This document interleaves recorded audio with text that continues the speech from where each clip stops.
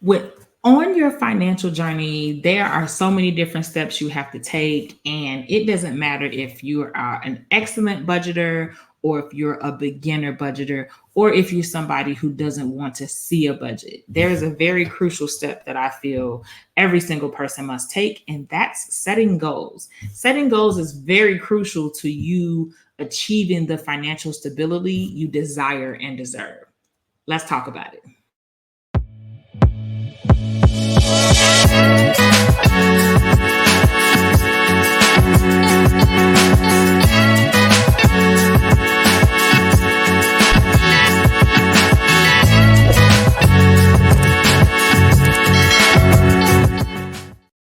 Let's go. So, hey, goalies, welcome back to the channel. And this is a step I think that is very crucial that a lot of us skip over in our financial journeys. And I also think that we might not be doing this step right like we think we are. And what I mean by that, well, before I get too deep, I need you to hit that like and subscribe button so you can get your life right with money. And so you can get more videos. Definitely feel free to drop in the comments if you have some topics, some questions, or anything that you want me to cover. Drop them in the comments and I'll be sure to make a hit video for you. Now, let's go. A lot of times we set goals and we're not very specific about them. We're not very intentional about them. And I think we kind of sleep on the power of goals and the role that goals play in different things that we do. Because it's kind of like I tell people, it's why do we go to work?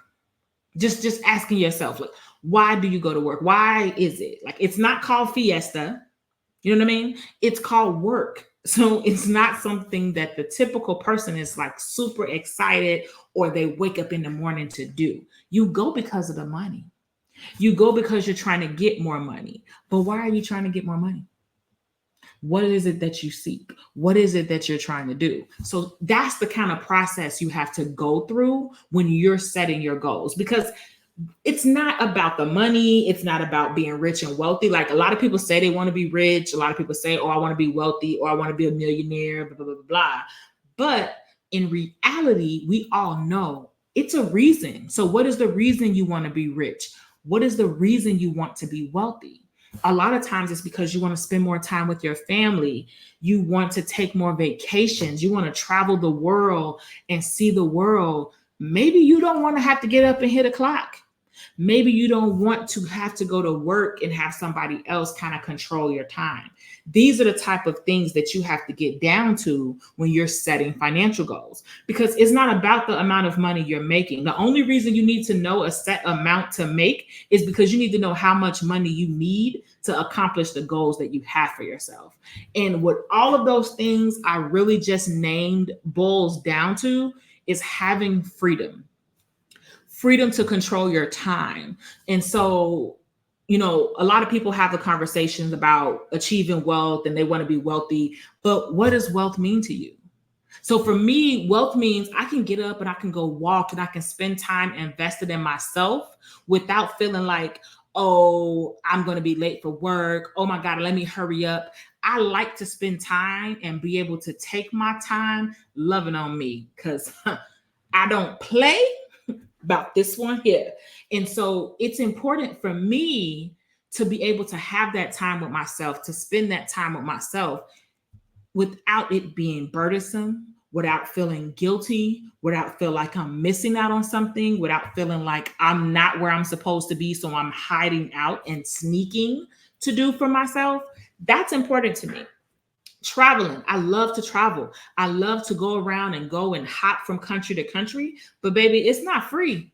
And then a lot of countries are implementing new rules and you have to pay to even enter the country. So with all of that being said, realistically for me, I want money, but I only want money as a tool to achieve the things that I want.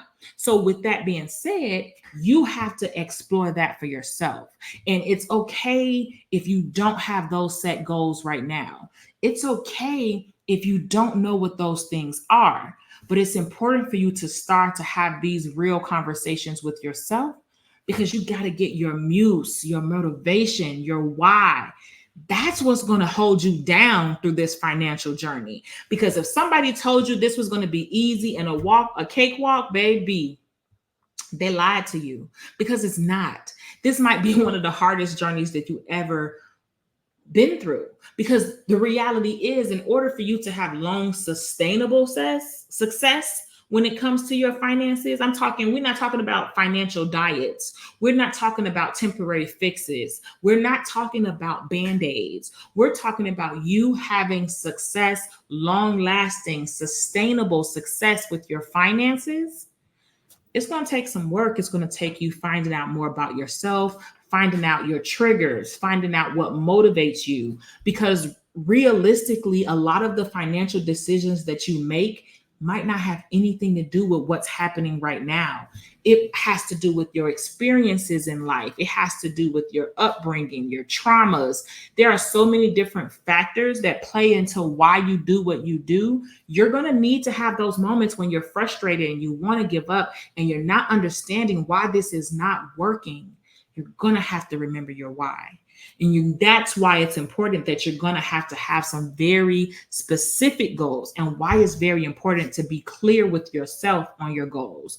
And with that being said, I also understand that your goals are going to change as you go out this journey.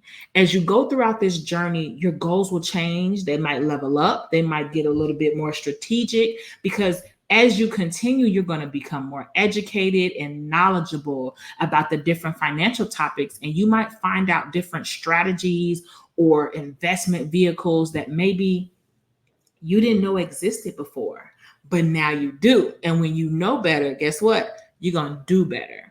And so when you have this conversation with a lot of people, you always hear the term, if your goals don't scare you, you're not dreaming big enough. With that being said, just because you have very big goals, it does not mean you have to accomplish them all today. Rome wasn't built in a day, and so your dreams and aspirations don't have to be accomplished in a day. This is a marathon. You're not racing against anybody, because your goals belong to you. Personal finance is personal. So you don't have anybody you're competing with these. There's no need for you to rush. There's no need for you to run and not fully finish the assignment. You have the absolute authority, permission granted to take your time and be very purposeful and intentional while you seek these goals. And so if you find yourself in a position where you feel overwhelmed, you feel like, oh my God, like, you starting to get hot, you feeling your temperature raise because you're trying to understand, you're getting scared, you feel that fear creeping in, and you feel that fear about to take over. What I need you to do is break those goals down. Because if I want to accomplish this in 5 years, I need to break that down into 2.5 years. Okay, now I'm going to break that down into what can I have done by the year, that if I finish this by this year, it'll put me on the course to get this finished in the 5 years. What can I do this month? Okay, what can I do every time I get paid that will put me in the position that if I consistently keep doing this every time I get paid, then in 5 years, I'll be here. Break your goals down into micro goals. Break your goals down into smaller goals so that you have the ability to achieve them. They seem more digestible. They seem more attainable. And they don't seem like, oh my God, like I just told myself I have to climb Kilimanjaro. You know what I mean? So that, I think, is something that halts people along this journey, and they get scared and they allow fear to take over because they get very scared of their dreams. And then that imposter syndrome kicks in. So now you're doubting yourself, and it's like, well, why would I be able to do that? And then you start wondering, are you worthy of that? Is this possible for you? And so you have to believe that your goals are possible. And that's another reason why it's important to break them down and make them digestible. Aim high, shoot for the stars, and then break it down to make it more attainable. Okay. It's kind of the same way that we're told when it comes to eating and how we're supposed to eat correctly. We're not supposed to just eat one big meal for the day. We're supposed to break it down and eat in portions and eat, you've heard the thing, eat every 2 to 3 hours. Break your portions down into smaller portions and spread it out. It's the same exact principle. And that's what's really going to help you. So when it comes to breaking your goals down and it comes to setting your goals, after you have that conversation with yourself and say you've arrived at what it is your goals are, and now you're trying to figure out, okay, well, what exact steps do I need to take? Remember, I need you to be specific. So I got a small graphic I'm going to add to show you SMART goals. And I don't know if you've heard the term SMART goals before, but SMART goals is a great way to set clear, specific, articulate goals that will help you achieve your financial goals, your life goals, your business goals, your career goals. To me, it is a beautiful thing, and I'll explain to you why. So first, let's break down SMART goals. The S stands for specific. So as you can see, answer the 5 W's: who, what, when, where, and why. That once you answer those 5 questions, that's going to help you be very specific in what you want to accomplish. Then you want to make sure they're measurable. And then being measurable depends on what the goal is.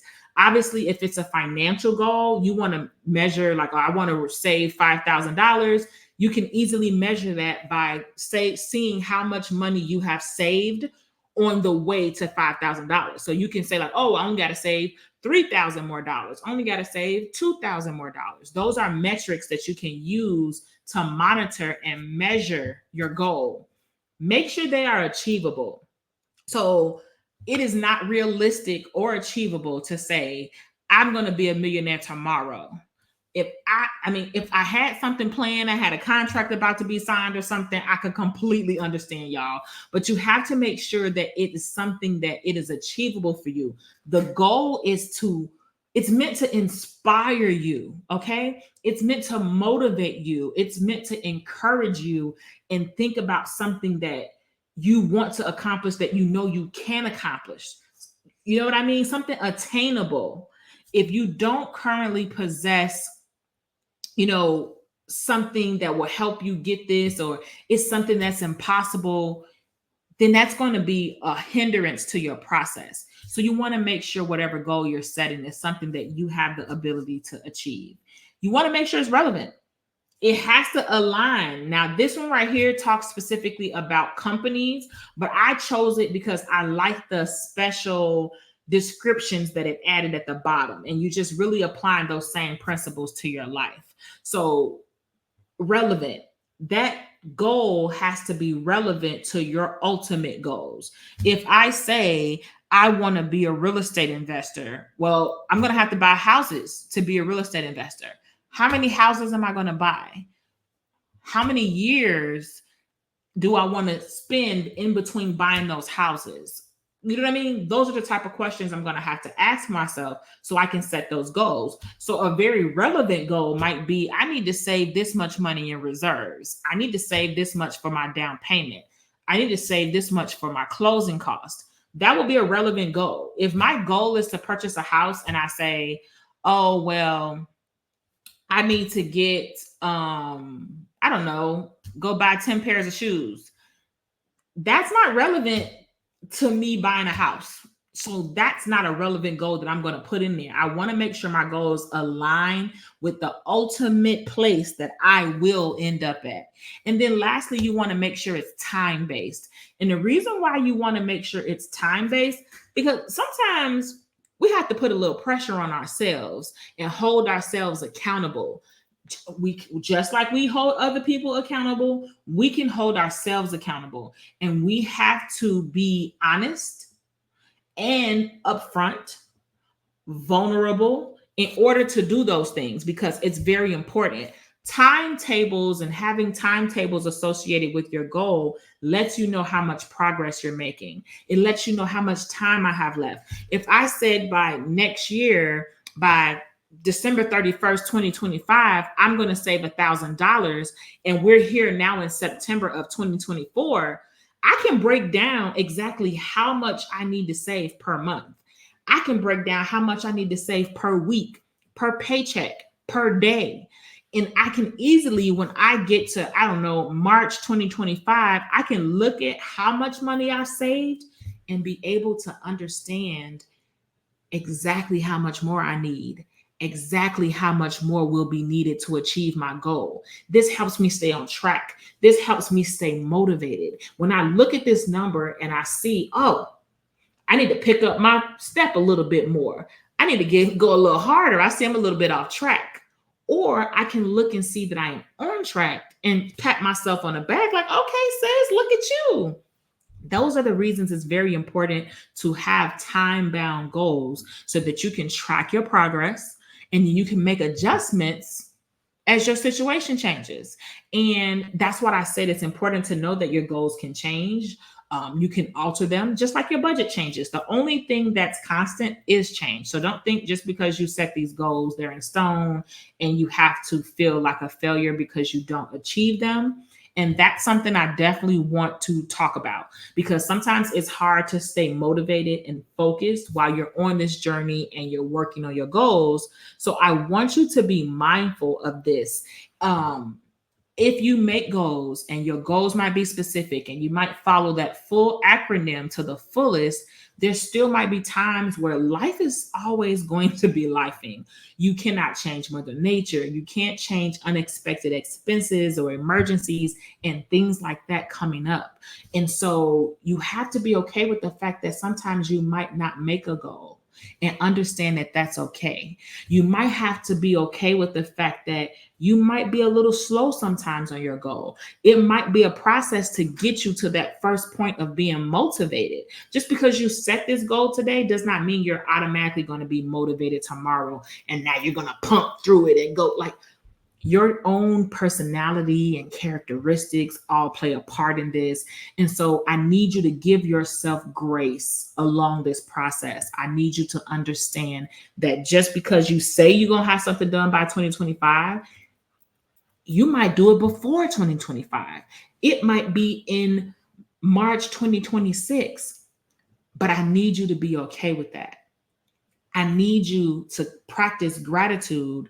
And instead of during this process being ultimately laser focused on the exact goal you set, be laser focused on the progress that you make.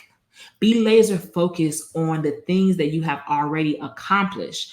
Don't be so focused on what you want to get to and what you want to accomplish that you forget about what you did. Don't forget to let yourself know that you that girl. Don't forget.